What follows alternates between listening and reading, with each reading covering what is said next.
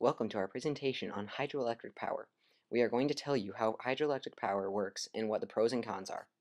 Dictionary.com defines hydroelectric power as a form of energy generated by the conversion of free-falling water to electricity.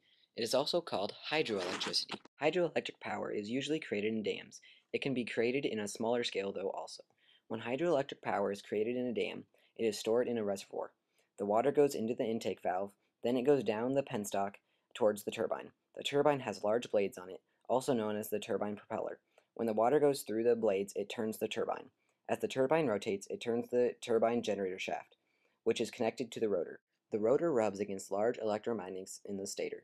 The electricity that is generated is stored in the powerhouse. Power lines are connected to the powerhouse to carry the electricity to homes and businesses.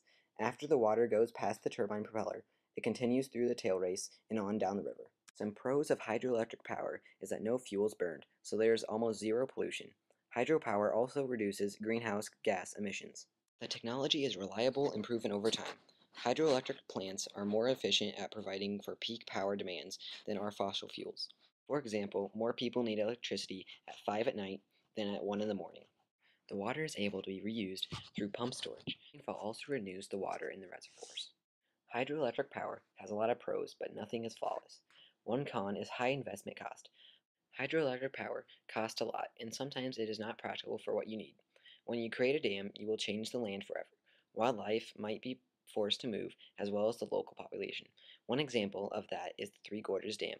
Creating a dam will change the water quality and force shipping to be slowed. Here is a video about hydroelectric power in Canada.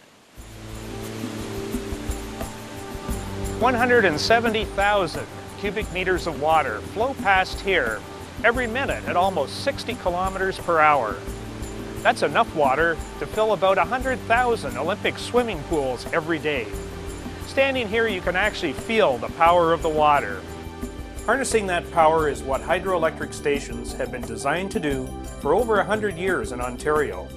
In essence, they are factories that convert the energy of falling water into the flow of electrons, or what is commonly called electricity, the electricity that powers the province.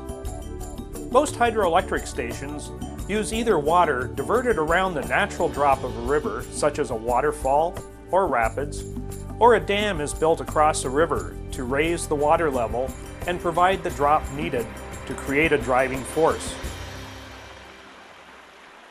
Water at the higher level is collected in the forebay. It flows through the plant intake into a pipe called a penstock, which carries it down to a turbine water wheel at the lower water level. The water pressure increases as it flows down the penstock.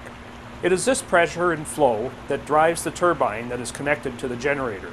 Inside the generator is the rotor that is spun by the turbine. Large electromagnets are attached to the rotor located within coils of copper wire called the stator.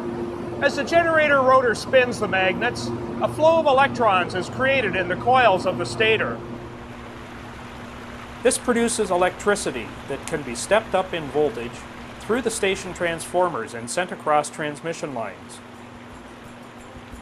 The falling water, having served its purpose, exits the generating station to the tail race, where it rejoins the main stream of the river to continue the cycle of creating clean, renewable energy for Ontario.